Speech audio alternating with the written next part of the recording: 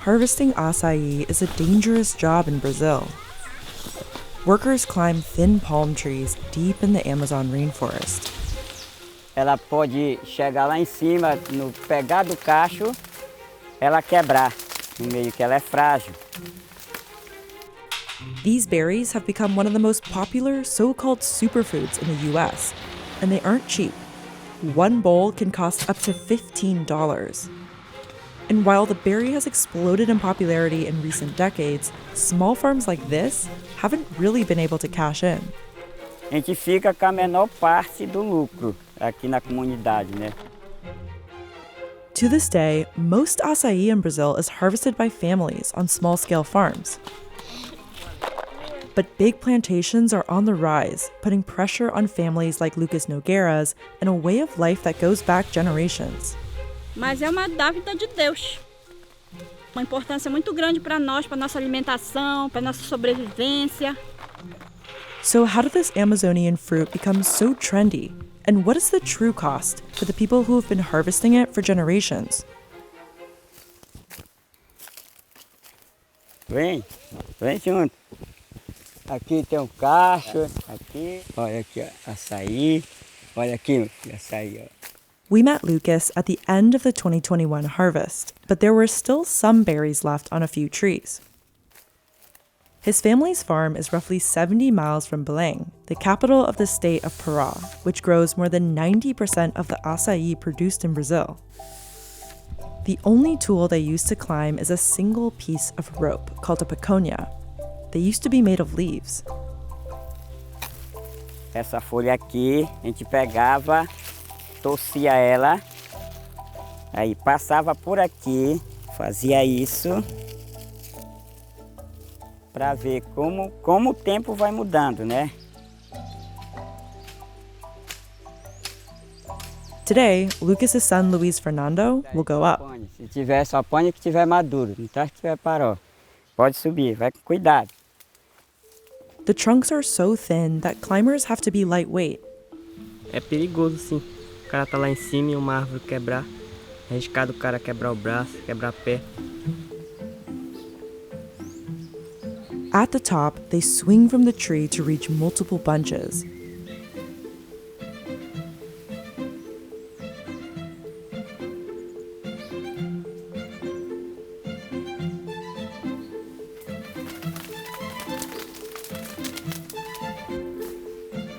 Going down can be dangerous too, especially while carrying a large knife and holding an armful of branches.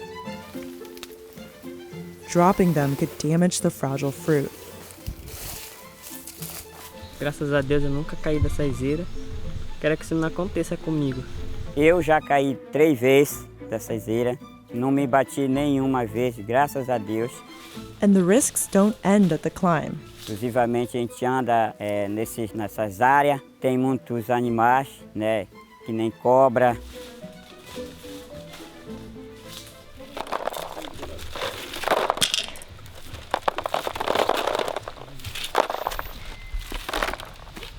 Lucas and his family harvested 53 baskets like these in 2021, earning them an income of about $950. That's as little as 20 cents per pound. Meanwhile, a pound of processed açaí sorbet can sell for $7 or more in the US.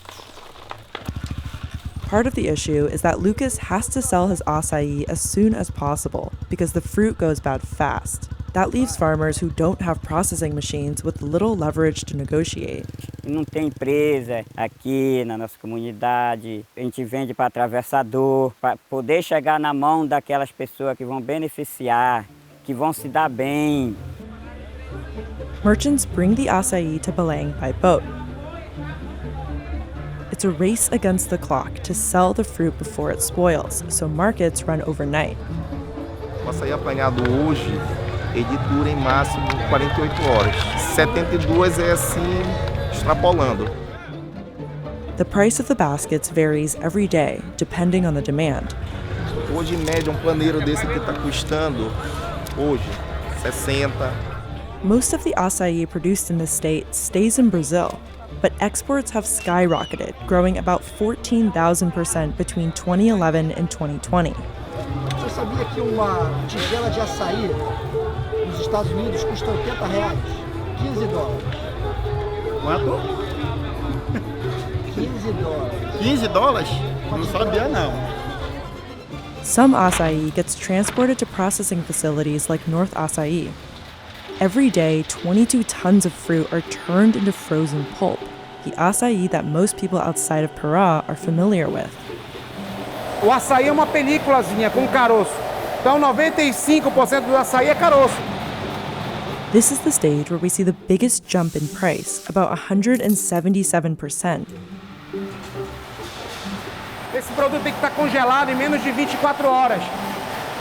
Aí a gente vem para cá, onde aqui é o túnel de congelamento. A polpa fica congelada nesses monoblocos, aonde a gente depois leva para a câmara de estocagem e guarda ele para vender ele no mercado internacional e nacional. Today, more than 70% of Brazil's acai exports end up in the States.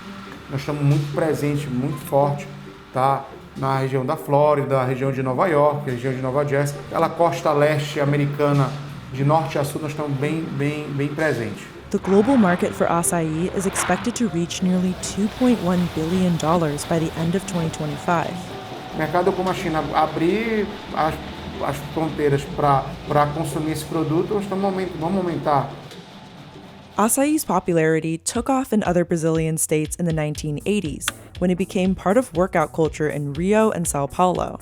The Bulls made regular appearances in this popular 90s soap opera that took place at a gym.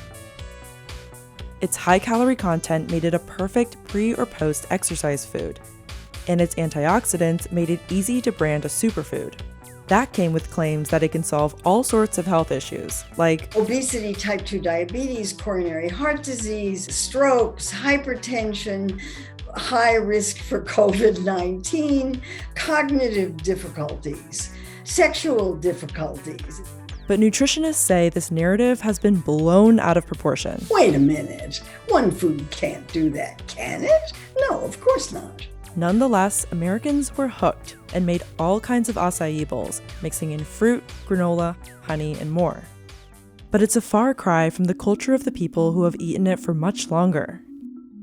Indigenous people living in the Amazon have harvested and consumed acai for centuries, maybe even millennia, and it's still a staple food in the daily diet of people in Pará who eat it fresh with savory meals. Lucas was 12 when he started climbing acai trees, and he still does, 36 years later. Aí eu tirava para o meu consumo, para ajudar meus pais. Então eu acharia que ele não tinha condição de me bancar, né? E aí comecei a apanhar o açaí, né? Para me manter, para minha roupa, era sorteio, meus calços, sapatos. In recent years, acai has also made headlines in American and Brazilian media for reports of children working in the industry. But farmers like Lucas say it's always been this way, and that it's normal for everyone in the family to help out and learn the trade. É uma cultura, porque vai passando de pai para filho, de avô para neto, né? Nowadays, Lucas owns this land along with 55 other families. These kinds of settlements are called quilombos, or a quilombola community, and many go back centuries. They were established by enslaved Africans and Afro-descendants who ran away into the jungle and started communities like this to survive. Many learned from indigenous people how to harvest and process native foods, including acai. The Brazilian government estimates there are nearly 6,000 quilombola communities in the country, and a 2013 study found roughly 75% still lived in extreme poverty. Mas é uma comunidade rica, né? A gente se diz assim pobre, mas se torna rico, né? De espírito. Lucas's acai trees grow alongside different native trees and plants. But larger monoculture plantations that produce more fruit are on the rise. The amount of land used for these plantations has more than tripled since 2006. A gente trata como sistemas homogêneos muito frágeis, né? De pouca resiliência. These plantations are often located far away from floodplains where acai trees naturally thrive. That means big producers have to irrigate their acai trees, while farmers like Lucas rely on natural seasonal flooding from the nearby river. Isso sem falar no problema da biodiversidade por inteiro, né? Se você, enfim, transforma a Amazônia em plantios. Some small producers have also been favoring acai trees over others, which could become an issue in the long run. And experts worry that as acai's popularity continues to grow, the cultural traditions of Pará and the Amazon could be lost. Tendendo a transformar o açaí numa commodity. Isso é ruim. Aí tudo depende da escala, porque, né? Enfim, não interessa. A qualidade é pouco, mas tem qualidade. Não é isso que interessa. Açaí is something Lucas and many people here take pride in. Esse aqui é o processo do nosso açaí para o nosso consumo local.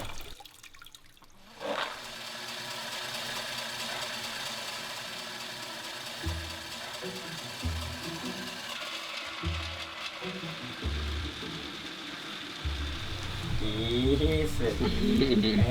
Olha aí, a gente bota um pouquinho de farinha aqui dentro, né, do açaí. Tira aqui um pedacinho dele aqui, um pouco do feijão, um pouco do arroz. Aqui. Aí um pouquinho do açaí. Então experimente como nós, para vocês sentirem o sabor do nosso açaí paraense, o açaí normal, puro. E vocês vão ver a delícia que é o nosso açaí. Obrigado.